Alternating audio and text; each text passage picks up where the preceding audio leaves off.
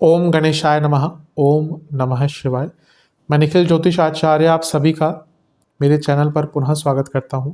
आशा करता हूं कि आप सभी स्वस्थ होंगे। महादेव की कृपा आप सभी पर सदैव बनी रहे। ये वीडियो सिंह यानी कि लियो के लिए अत्यंत विशेष है, क्योंकि वीडियो है आने वाले सप्ताह यानी कि 20 से 26 जनवरी 2025 के साप्ताहिक राशिफल के बारे में। कैसा रहेगा आने वाला सप्ताह सिंह के लिए।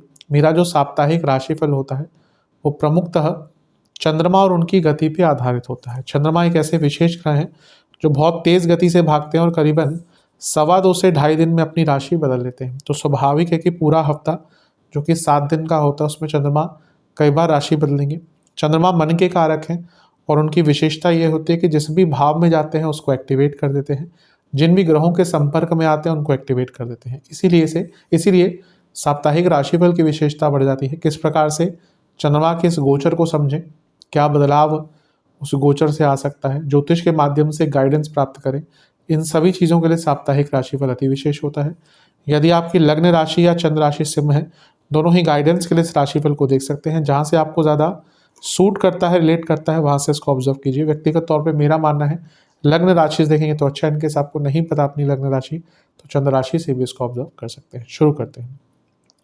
चंद्रमा आपके धन स्थान में रहेंगे यानी कि कन्या में 20 तारीख को और 21 तारीख सुबह के 11 तक यहीं पे उनका प्रवास रहेगा। चंद्रमा का धन स्थान में आना एक प्रकार से अच्छा माना जाता है, लेकिन वो क्योंकि 12वें घर के स्वामी भी हैं और केतु के साथ बैठकर ग्रहण दोष भी लगा रहे हैं, जहाँ एक और धन आने की संभावना तो बढ़ जाती है, वहीं पर अत्यधिक खर्चे भी दिखते हैं, नुकसान भी दिखते हैं, लॉसेस भी दिखते हैं। तो धन के रूप में ये मिश्रित टाइम रहेगा, जहाँ पैसे का लाभ भी हो सकता है लेकिन खर्चे नुकसान वो अत्यधिक रह सकते हैं। तो थोड़ा सा ध्यान दीजिएगा इस चीज़ पर। गुरु की दृष्टि है और गुरु आपके लिए अष्टमेश है। ये भी अचानक से धन की प्राप्ति दिखाता है, लेकिन साथ में ये गुरु जो है वो वक्री भी है। इसी कारण से वक्री ग्रह का प्रभाव, ग्रहण दोष का प्रभाव और चंद्रमा का 12वें घर का स्वामित्व, ये सब मिलकर इशारा कर रहे हैं कि हफ्ते के शुरुआती भाग में कोई बड़ा खर्चा, कोई बड़ा नुकसान, इस प्रकार की चीज़ें हो सकती हैं। वक्री ग्रह का प्रभाव वाणी के स्थान पर, जहाँ पर ग्रहण दोष लग रहा है, वाणी पर भी बहुत कंट्रोल कीजिएगा, क्योंकि वाणी के कारण यहाँ पे शत्रुता बढ़ सकती है। वाणी के कारण शत्रु बढ़ सकते हैं और संबंधों में विकार आ सकते हैं। नवांश कुंडली बता रही है धन आएगा भी, लेकिन जाने की संभावना बहुत ज़्यादा है। दशांश कुंडली कार्य क्षेत्र में कम बोलिएगा, सरल बोलिएगा, स्पष्ट बोलिएगा। बिजनेस में नुकसान होने की संभावना है, लॉसेस की, फ्रॉड होने की संभावना है।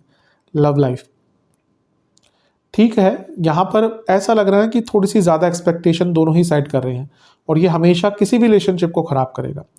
कोई भी रिलेशनशिप, ना केवल बॉयफ्रेंड गर्लफ्रेंड, जहाँ पे एक्सपेक्टेशन ज़्यादा हो रही है ना, वहाँ पे आगे चलकर दिक्कतें आएंगी। वैवाहिक जीवन बहुत बैलेंस्ड होकर बातचीत कीजिएगा, गलतियाँ होंगी वरना। स्टूडेंट्स, ऐसा लग रहा है कि स्ट्रेस ज़्यादा है लेकिन उस स्ट्रेस को ठीक करने के लिए कुछ नहीं कर रहे हैं। सेहत, गले के रोग, आँखों दांतों के रोग और इंडाइजेशन। सर्वाष्टक आपका तीसरा घर बली है। बहुत कुछ करना चाह रहे हैं लेकिन उसके लिए कुछ भी इम्प्लीमेंटेशन नहीं हो रहा, मतलब कि दिमाग में है सब कुछ, तो उस चीज़ से निकलने का प्रयास कीजिए।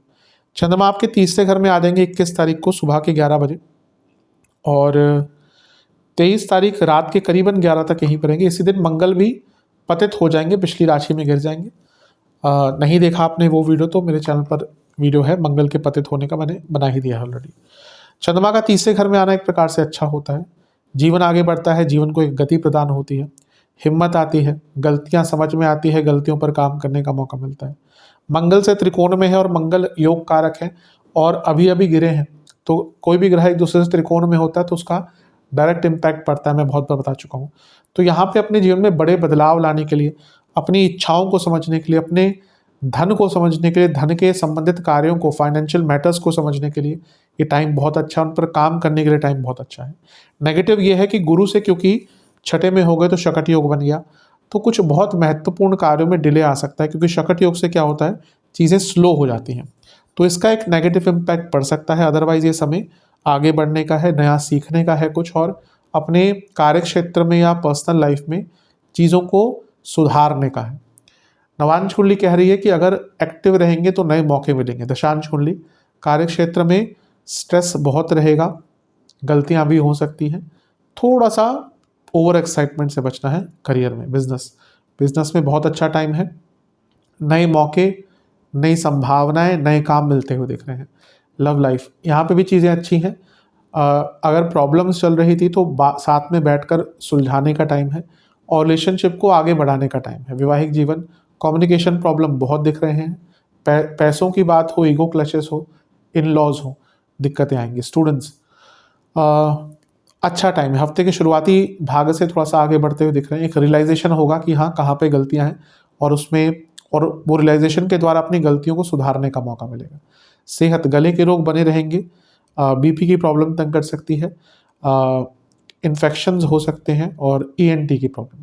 सर्वाष्टक में आपका भाग्य स्थान बली है, पराक्रम स्थान में चंद्रमा है, भाग्य स्थान बली है, तो यही वो समय होता है जब व्यक्ति आगे बढ़ता है। हफ्ते के अंत में चंद्रमा चौथे भाव में आ जाएंगे यानी कि वृश्चिक में, और नीच के हो जाएंगे और सप्ताह के अंत तक यहीं पर रहेंगे। चंद्रमा का चौथे घर में आना भी बहुत अच्छा नहीं माना जाता और कारको भावनाशय दोष होता है। दूसरा, यहाँ पे वो नीच के भी हो गए, तो ये भी एक संवेदनशीलता दिखा रहा है। यहाँ पर उन पर गुरु की दृष्टि है, तो ये एक प्रकार से गजकेसरी योग बन गया। यही गुरु लेकिन अष्टमेश भी है, वो लक्ष्मी स्थान के स्वामी है, तो करियर बिजनेस में पैसा आएगा। लेकिन अष्टमेश गुरु का प्रभाव जो अभी भी वक्री है, वो पर्सनल लाइफ में, फैमिली लाइफ में, घर में अनिश्चितता क्रिएट करेगी।